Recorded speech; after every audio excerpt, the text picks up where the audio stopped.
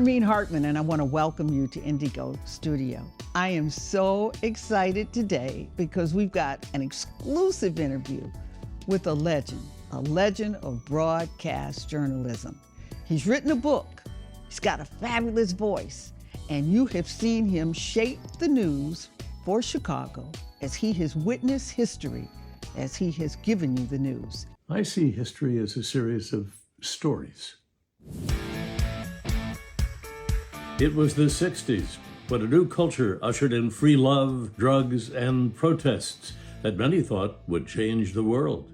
I measured history by covering trials of the century, Conspiracy 7, serial killers like Richard Speck and Charles Manson, Angela Davis, and when 25 bodies were discovered buried in a peach orchard in Yuba City, California.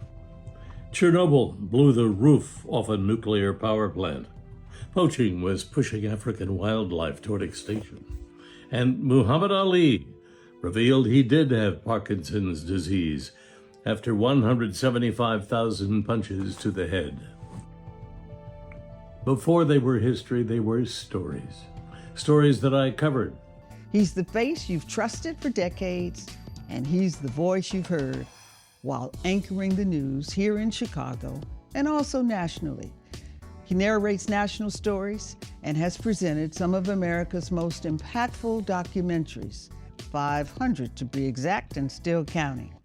He is Mr. Bill Kurtis. NDIGO Studio, NDIGO Studio, NDIGO Studio. Bill, thank you for being with us, but thank you for writing the book. Oh, it's my pleasure and honor to be here to talk about it. All mine. So let's talk about your career. Your career started with radio. It did. KIND in Independence, Kansas. Tell us about starting in radio and how you got TV in the first place. It was the only radio station in town. Okay. When I was 16, I went down, got a work license, and then started probably the best 3 years of experience that I ever got. 3 years in radio? Yeah, yes. You know, I was in high school and had a nice mentor, the general manager, and every time we'd make a mistake, we'd hear, he lived in an apartment at the end of the hall and knew, oh, here he comes, and he's going to chew us out. But he was a sweet guy, learned everything from queuing up records to reading newscasts. And what you do is you get the nervousness out. You have to get experience somewhere. And so you get to be a friend of the microphone and the situation. Then you went to television. Yes. As a weather reporter. Yeah. And on your first day on the job, you covered the worst tornado ever. And 5 words really launched that career. Well, you're very wise to pick those up. Five Give me words. those words. For God's sake, take cover. All right, now you learned something too with that. You said that you crossed the line between being objective and being personal.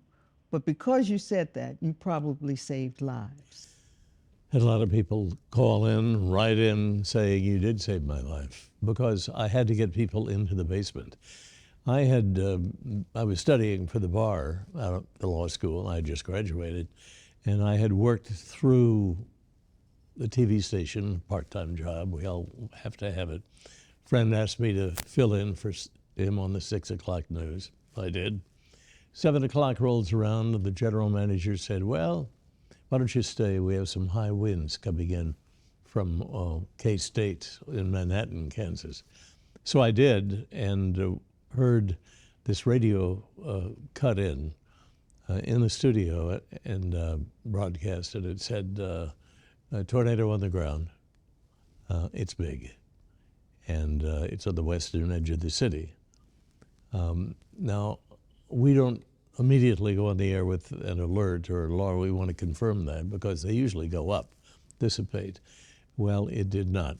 So the second one said it's wiped out the Huntington apartment complex, 200 luxury apartments just built. So I drew a line between those 2 points, and they pointed exactly to the Capitol building in Topeka in Kansas. and the law school, the whole university there, and residences and shopping malls, churches, the stuff that a city is made of. And I knew that I was standing in the place at the time where what I said was going to mean life and death. And so, given the word, 26 years old, looking right in the camera, I thought about cussing, crying. Hysteria was welling up because suddenly the pressure of having to tell the truth. Now, you can't run away from it. Your feet are in concrete. From the gut, for God's sake, take cover. And I think the sincerity got through. The honesty. And yes. And You just said you were a lawyer. yes. You were studying for the bar, you passed the bar, you had even signed up for a law firm. Yes, I had. So you had to make some choices between lawyer and news. You go to law school for 3 years and you say, hey, I've done all this time. Maybe I ought to be a lawyer. But I've also got 10 years experience from my early radio days to part-time TV, and it was 1966. And you could see that network television, especially news, was just growing, just beginning. Edward R. Murrow had come out of World War II, but they were still very influential in radio. And Walter Cronkite? Walter Cronkite had started, and I thought, really was working on it, and decided, well, I'll practice law.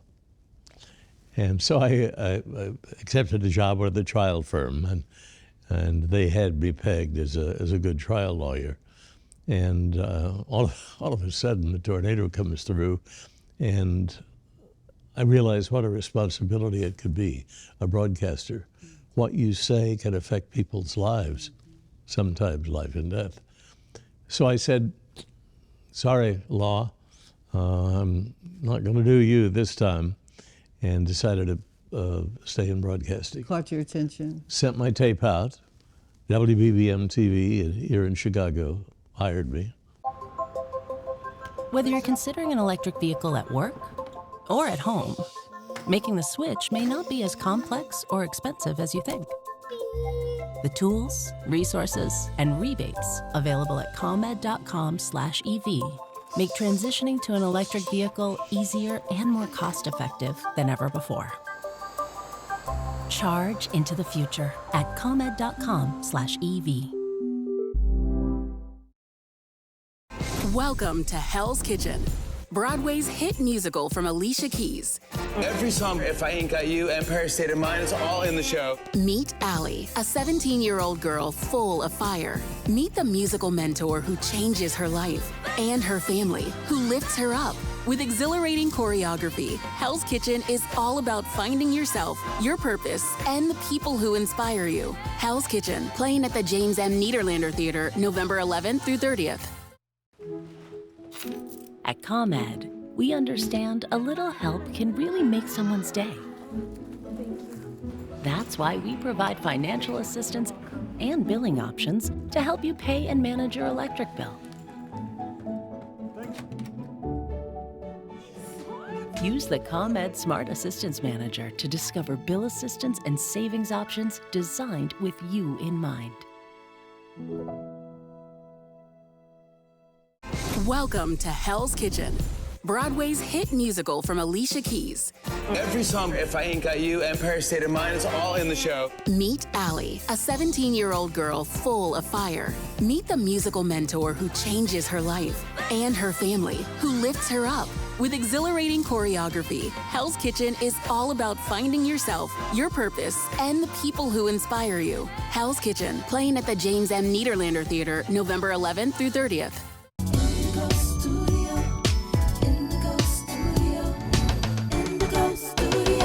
So I walked into the studio and in the newsroom at Channel 2, and they said, well, you're a lawyer. Why don't you cover this case To those who were around Leicester in 1966, the hunt for Richard Speck is remembered like Pearl Harbor or the Kennedy assassination, an unforgettable moment in time. People stayed home. They were afraid to go outside. It was basic police legwork that finally paid off, and the help of a tiny witness to the killing of 8 young women, the one student nurse Speck missed. This was your first story. This was your first case. This was the Richard Speck story. Richard Speck. A serial killer. Yeah. And so I covered that through the trial of 6 months, and it was quite a baptism. But you were the only lawyer, Only reporter, reporter in the courtroom. So you had an edge. Yes, I did. You're wise. You're a wise lady. You picked that up. And I walked into as the reporters, standing. I was the new guy, didn't know anybody, but I knew the law, and I knew something had to change. There was that experience. And it was, here is a guy who had paralyzed a city. The entire population was scared to death. So let's tell that story, because everybody's not going to know what we're talking about. He got a tip that these student nurses were without security, living in an apartment away from the bar where all the merchant marine people just hung out. So one night he was high on drugs, and he went over and climbed into the apartment through a window that was open and waited like a snake while each one came home. And as they came through the door, he would grab them and ask them for money or something like that, and then killed them. Killed each one of them. By one. Well, what he did not know was that this young girl, Corazon, was hiding under the bed, saw the whole thing. So he put her in an apartment and kept her secret for a year. 24-hour police protecting her. And she walked in the day of the trial, and he said, is the man who committed these crimes sitting here? Yes, he is. Who is it? She points a finger at Richard Speck and said, that is the man. Whether you're considering an electric vehicle at work or at home, the tools, resources, and rebates available at ComEd.com/EV make transitioning to an electric vehicle easier than ever before. Welcome to Hell's Kitchen, Broadway's hit musical from Alicia Keys. Every song, If I Ain't Got You, Empire State of Mind, it's all in the show. Meet Allie, a 17-year-old girl full of fire. Meet the musical mentor who changes her life and her family, who lifts her up. With exhilarating choreography, Hell's Kitchen is all about finding yourself, your purpose, and the people who inspire you. Hell's Kitchen, playing at the James M. Niederlander Theater, November 11th through 30th. At ComEd, we understand a little help can really make someone's day. That's why we provide financial assistance and billing options to help you pay and manage your electric bill. Welcome to Hell's Kitchen, Broadway's hit musical from Alicia Keys. Every song, If I Ain't Got You, Empire State of Mind, it's all in the show. Meet Allie, a 17-year-old girl full of fire. Meet the musical mentor who changes her life and her family, who lifts her up. With exhilarating choreography, Hell's Kitchen is all about finding yourself, your purpose, and the people who inspire you. Hell's Kitchen, playing at the James M. Niederlander Theater, November 11th through 30th.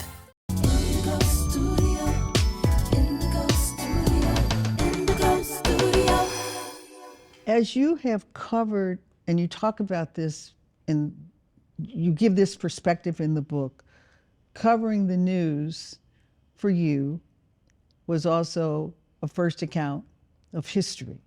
You talk about the riots in Chicago after Dr. King's death. And what was that like for you? Because you had some dangerous moments with that. Yes, the news came down in the evening. I was in the newsroom. This was April 4th, 1968. Said we better look out because all hell is going to break loose. And sure enough, in the morning, It did. we got in a crew car and drove into the west side on Madison. And it was when people were being released from their jobs and told to go home. Mm-hmm. But broadcasting kind of abdicated its responsibility and did not give a warning. Hey, you're driving into mobs. These mobs are pulling drivers and people out of the cars and beating them, in addition to setting fire along Madison. And I'll never forget that. You know, I saw the very first fires start. You know, young men with kerosene, they'd splash it on the door, and then they'd light it. And these old houses, Chicago, essentially its history, went up. And 20 blocks straight on Madison, 20 on Roosevelt Road, 20 on 63rd Street, it was a city on fire. You were actually in the car, yes, watching, covering, filming. Yes. And I was sitting in the back seat and my cameraman was in the front, and a large chunk of concrete came through, hit him, knocked him out. This is kind of amazing. That was in April when King was shot.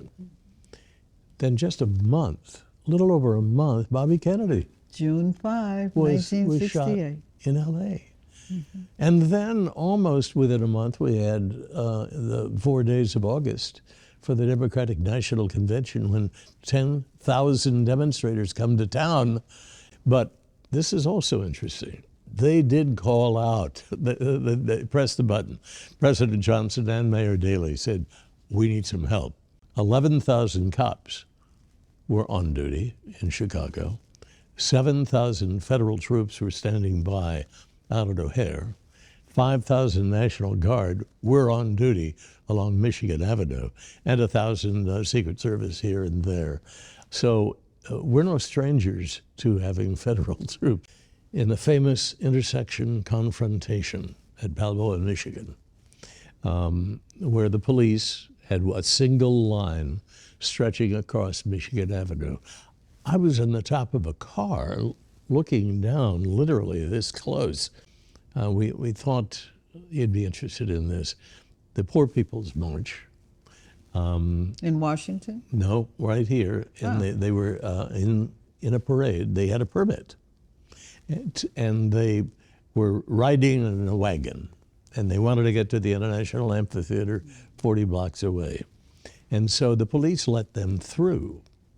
But the demonstrators thought, oh, well, they're letting us all through, and we're going to go to the amphitheater. But the police then closed the line.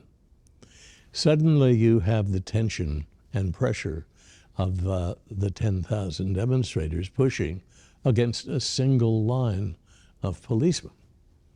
Police who were young, they were not trained in crowd control, and they had they say a chip on their shoulder. No, what they felt was,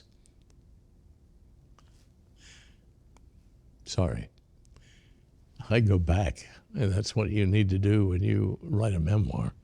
I can see it all over again. This is our city. Mm-hmm. You've come to our city. To destroy. Yeah. And you think you're gonna get away with it.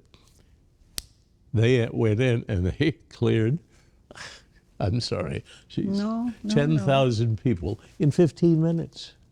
In 15 minutes. A friend of mine for Time magazine was in the Hilton, is right in front of the Hilton, and he saw what I did not see, which were 200 police reinforcements moving up Balboa and pushing into, and the protesters recoiling, which put the pressure on the police line there. So to this day, I'm not sure who was, responsible for that confrontation. Were the police just tired of it and clearing, or were the demonstrators? You've covered history, and I think one of the stories that you covered, as a reporter, you can change, you can bring about change.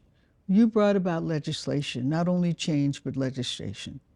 And that was with the story about Agent Orange. What is the effect of Agent Orange? This is often the case with investigative reporting. We ran into a wall almost immediately.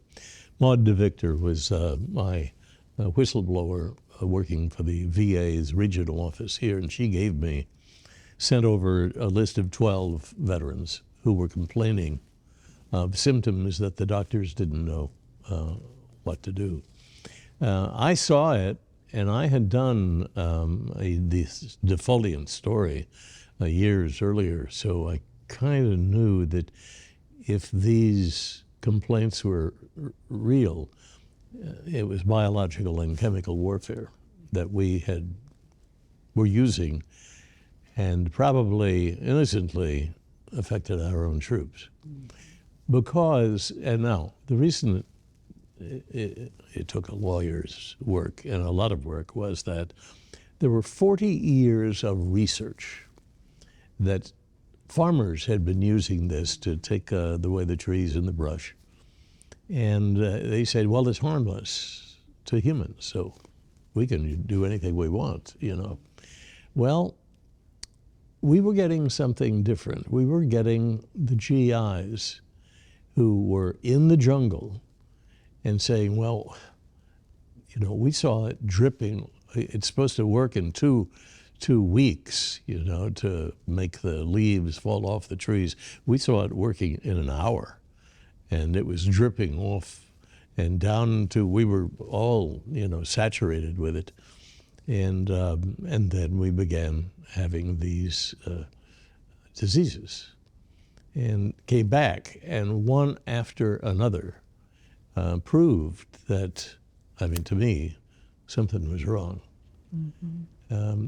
So on the one hand, I've got what happens almost in every investigative report, a body of work that says one thing, but I've got anecdotal evidence that says another.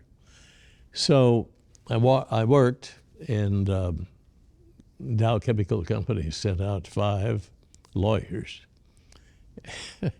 and they were gonna kick my ass, young lawyer. And so they go through their case, strong case.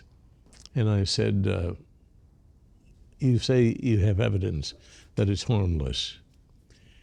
Do you have evidence that it was not harmless? Not harmless meant that they had actually done the testing on its effect on human beings. Where are we today, Bill, with news? No. What's our news coverage today? What's the media landscape today? Yeah. Social media, artificial intelligence? No. Where are we? Nobody knows. It's an easy way out. But nobody knows. The old networks, ABC, CBS, and NBC, have all been attacked by the administration. And let me use CBS, my old home, as an example. They wanted to buy, Paramount wanted to buy CBS. CBS wanted to sell $16 billion, something like that. But they had this little nugget of truth called news. And so, they had to deal with that. So, because the news guys, they want to do, they're not going to sell themselves to anybody to come through. So there was a compromise. And the compromise with the buyer was that, okay, we'll sell it, but there's going to be a bias monitor that looks over every newscast, every story of 60 Minutes, the best. Every newscast. Well, yes. And to see if it meets MAGA's So freedom of the press is gone? Interpretation freedom of the press? Perception of freedom? What do we call it? Freedom, we want to be independent. But you never had that. No, we never did. That's not norm. That's something new. And the reason you want independence is that Thomas Jefferson didn't like reporters. Who does? We're telling him what they're not doing right. But he knew that to have a democracy where the power is in the hands of the people, and where do they get their information? It's got to be the press. The press. It's So gotta be he the wrote press. in the First Amendment, freedom of the press, freedom of speech. And without that, we're in bad trouble. Bill Kurtis, you've had a fabulous career. You've told us wonderful stories. You've brought change and truth. And for me personally, and I don't know if you know it, you've been a mentor. As I read your book, I teared up a couple of times because I saw something. Warner Saunders kept telling me this, and I didn't get it. He kept saying, you are duplicating TV news in newsprint in a new way because you know TV and you can write. Yes. My publisher's page was Walter. It was the opinionated something. Yes. But that cover story was the persistence. I'm persistent. I think I learned that from you. And I thank you. We'll cry through it together. We'll cry together. We'll go for lunch, and Donna can go with us, and we'll just have our tears. But thank you so much. And Whirlwind is a book you should read. It's a contemporary history. But if you are in journalism, it's a must. I told your wife, I told Donna, I've got some friends at Northwestern.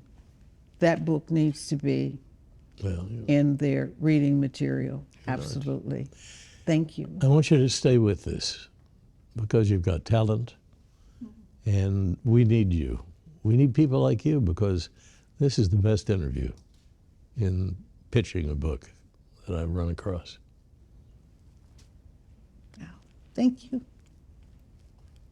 Thank you. We got to tell these stories, but we got to tell the truth. Yeah. That's why I started NDIGO. The stories on Black people were so bad. And it's like everybody's a criminal. Everybody comes from this crazy household. Nobody's got education. It was like, where are the people I know? Yes. And you helped me with that. And I don't think you even know it. Do you know, you remember the story we did of you when you went to Africa? You know, that was yes. an NDIGO. That was an NDIGO story. Was it really? Wow. I got to find that paper for you. Please, please. Thank you, Bill Kurtis. And that's in the book. It's in the book. I read it in the book and it triggered. I said, oh, we wrote about that. Yeah. Thank you. Well, thank you. Thank you. I'm Hermene Hartman with NDIGO Studio with Bill Kurtis, and he said, keep doing what we're doing, and we will.